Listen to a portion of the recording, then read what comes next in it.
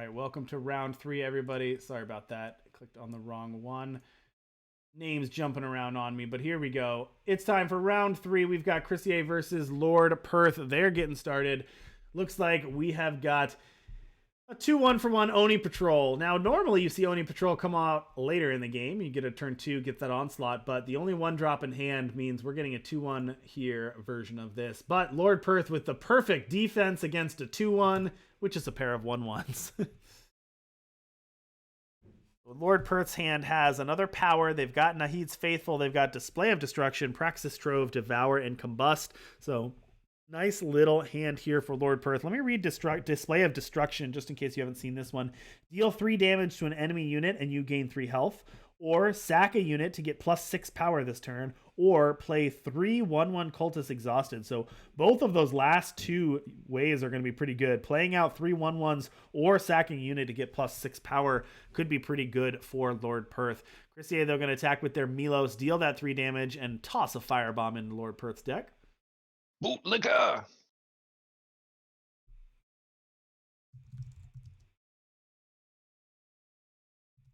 Five. Ooh.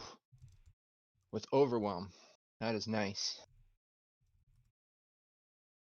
5/5 Overwhelm there. Pretty nice unit there. 2-1 and a 5/5. Here comes this Combust. Let's sack our extra Grenadin to take care of your Milos. Pretty good. I mean, LordPerth, this seems like a pretty good matchup for LordPerth. Just having cheap units to block the early aggression and then being able to just sack them to take out your units seems pretty good for LordPerth. It seems like they're still at 26 health and they are, I mean, I hate to say stabilized, but they're stabilizing at 26 health with a handful of gas. So it's going to be a little tough. But here comes this Thunder of Wings, as you mentioned. Nice 4/1 dragon here.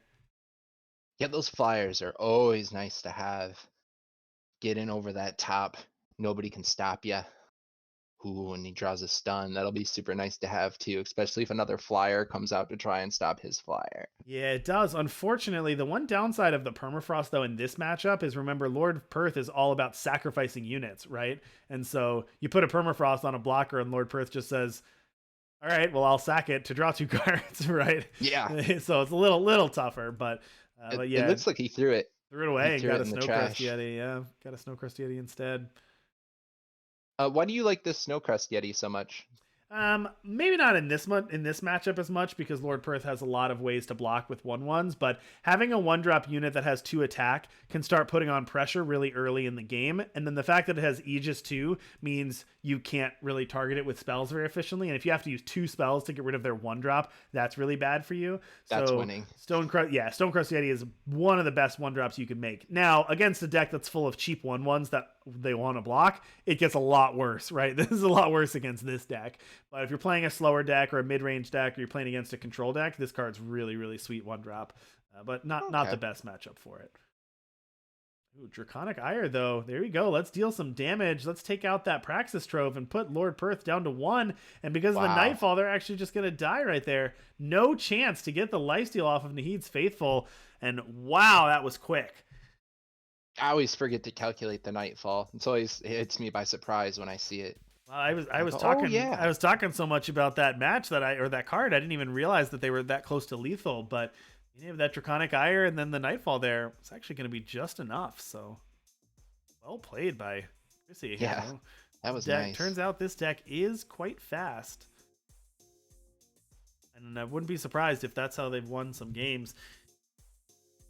You know, maybe the matchup is better than I'm giving it credit for. You know, thinking about this a little bit more, these sack decks do need to get a board state put together, right? They need to set up their units. They want to get their units to stick around. They need to set up a shrine.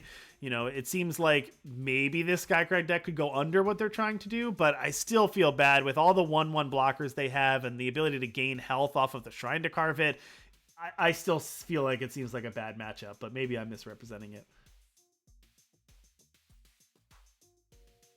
Yeah, we'll see if there's some counterplay here. Still waiting for them to get into game 2 here. So that was that Draconic Ire that happened so fast we may have missed it there, but Draconic Ire says kill an enemy attachment, then deal damage to its cost to the enemy player. and then Bargain hit the enemy player with a dragon. So that was actually pretty sweet. Was able to attack with their dragon, hit, then blow up the attachment and deal damage. So that was kind of the perfect play for Chriseay that turn. Yeah, total BOGO sale, right? Just buy one, get one. All right, looks like they're ready for game 2. So let's head down and see game 2. We've got Chriseay at the bottom, up a game versus LordPerth at the top. Let's see if Chriseay can be fast again. Here we go. Oni Patrol 2-1 for 1. Get out there. And now we got a Dusk Raider on turn 2 coming out. So Dusk Raider says, inspire units you draw, get Berserk, which can deal a bunch of damage, and then summon Nightfall. So pretty good 2-drop. We used to see this played a lot more, and haven't seen too much play recently, but there we go. Dusk Raider out. Gonna deal some damage. Again, Display Bug at the top. LordPerth has a lot of cards in hand, but not quite that many. Here comes Two-Face here. Discard some cards. Now, LordPerth does have Blightmoth in hand, and that can take care of that Oni Patrol. If Chriseay plays out this Oni Ronin and gets blown out by this Blightmoth eating both units, that's gonna be something. But they might just play the Crafty Occultist instead. Nope, here we go. Permafrost. And then the Oni Ronin. All right, is LordPerth gonna get the blowouts with the Blightmoth? The whole fam's here. Do they have the undepleted power? They do. Here's a banner. Here's a Blightmoth. Oh, man. Woo! There we go. But here comes a Melos. A Melos is pretty good too. I mean, Chriseay's got some damage here. Yeah, Melos is a threat. And look at this. Because of the Dusk Raider, the Melos gets Berserk. So Melos is going to attack twice with a 3/3 charge Overwhelm. Gosh, it's like run into my fist or I'll punch you. All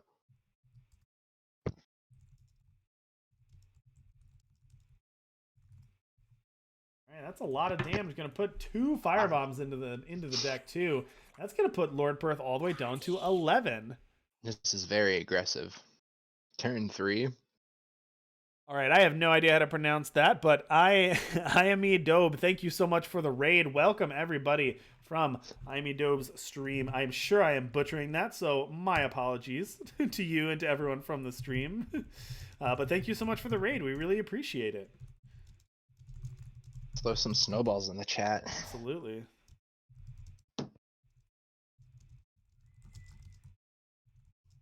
Oh, there's the Combust. There's the Combust, and that's why I don't like Permafrost in this, because it's basically free. You want to sack the units anyway. Here comes this Nahid's Faithful. That's going to get the lifesteal. And now that the Melos is gone, that lifesteal is open. But permafrosting that. Yep, here we go. Permafrost that. But yeah, I'm going to torch the Kato, I guess. But Chriseay is out of gas here. Yeah, LordPerth's just going to chump block and stay at 11, and Chriseay has got nothing else to do. Ooh, this is a tough position to be put in. Remember, this matchup is all about speed for Chriseay. I feel the need for speed. I think LordPerth might be able to just stabilize here. They turn this game around. Yeah, then that Blightmoth. Wow. All right, Display of Destruction is going to gain 3 health and take out the Dusk Raider.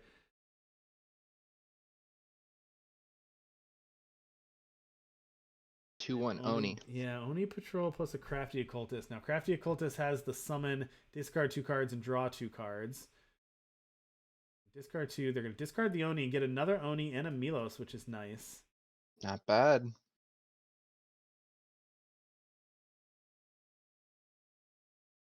Now, Crafty Occultist, the way that this works is discard 2 cards and draw 2 cards. You still draw the 2 cards either way, but you don't get the benefits otherwise. So did discard a unit to get a 1/1 granted in, so you kind of get the free discard there. All right, here comes the Smuggler.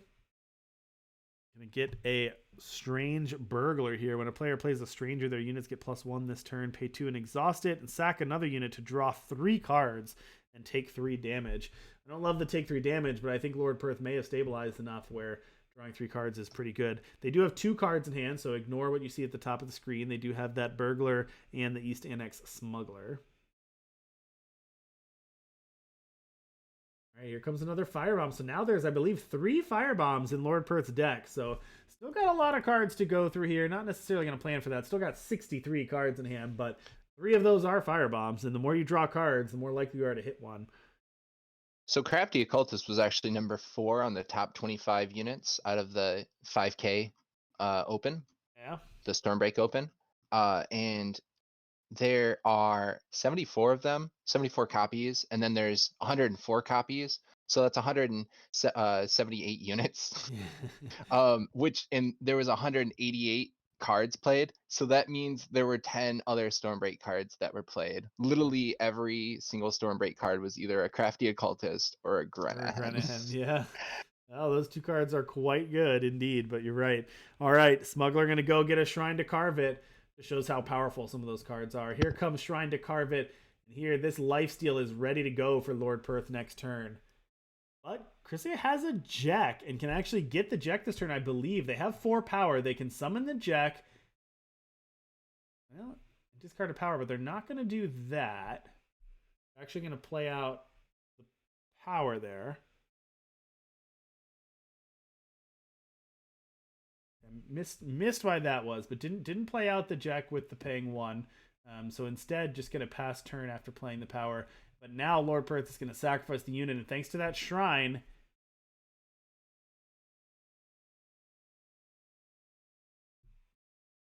A Lifesteal Forever is essentially immortality. attacking in, and that's just going to be it for Chriseay. So yeah. LordPerth just going to tie this one up 1 game apiece. We talked about Chriseay needs the speed here. It's going to be 1-1. They need the speed in this matchup if they want to take it down. Did see the firebombs come up in game 1, but not quite there. So that was, Chriseay had the aggro start. I think they got LordPerth down to 11, I think, but then LordPerth was able to stabilize. To me, the biggest turn there was the Blight Moth coming down and taking care of the 2 Onis. Yeah, if you're gonna go that fast, you got to make sure you're not in a school zone. Indeed, no school zones going that fast. Blight Moth, the traffic controller there, had something to say about it. Get those Oni out of here. No, I asked Google how much it was for a speeding ticket. And about $120. It depends on What where you're at. Yeah. Yeah. I don't know around the Bastion here in Eternal Lore, but all right, here we go. They are ready for game 3. So let's head down for game 3 of Chriseay versus LordPerth. The winner of this will head to 3-0 and will be in a very strong slot for top 8. We will probably very likely have 1 or maybe even 2 3-2s make it. And so whoever wins this one and starts off 3-0 is going to have great tiebreakers. So they're going to be very high chances to make top 8. All right. I like this hand a lot for Chriseay. Look at this. They're going to have Oni Ronin turn 1, and then turn 2, either their choice of Dusk Raider or, which I think is probably more likely, Oni Ronin 2 plus an onslaughted Oni Patrol. So great turn. And then turn 3, being able to play out a Dusk Raider and a 3rd Oni Ronin. So great hand there for Chriseay. Unfortunately, and it is their turn, I believe. I think they're on the play as well. So here you go. Let's go off to the races. Oni Ronin number 1. No answer for LordPerth. Can't deploy out the Grenahan drone in hand because they don't have an undepleted power turn 1. So they had the pair of 1/1 blockers, but instead we're going to get a Warcry trigger. We're going to get an Onslaught trigger. And we're going to get a second Oni Ronin. That's a great start, but LordPerth here says, well, now I've got the Grenahan drone. That'll at least hold back those Oni Ronins. Let's see what Chriseay can draw. A little bit awkward attacks here. I don't think you can attack with your 2 Oni Ronins. Just trade them away for those Grenadins. LordPerth would slam those blocks. Well, here we go. You came here to attack, so I guess here's where we're at. I assume LordPerth is just going to slam these 2 blocks on these Oni Ronin, though. Flu, mass. Pipe and Rick was another synonym for stacking.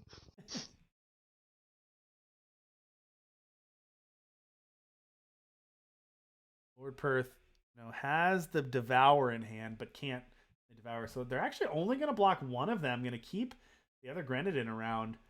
But Chriseay is going to be able to follow this up with a Dusk Raider and a 3rd Oni Patrol. So great start here for Chriseay. And thank goodness there's no Light Moth in hand. Here we go. Chriseay said, here's my board. You answer it. Nothing good happens to Grenadin after nightfall. All right, LordPerth going to take a turn off to play this Trove. Ooh, a 6/6 Milos. From all that war cry. Instead of playing out a Devour or an Unfamiliar Interloper, which they could have, they're going to take the time to play the Trove. Here comes a Berserk Charge Overwhelm Milos. And that's just game. Oh my goodness, turn 4 win. LordPerth didn't even get to see their 4th turn. Chriseay just won on turn 4 with that Milos. What a draw. That Milos off the top with Berserk thanks to the Dusk Raider. What a draw there. And that was just too much power, too fast.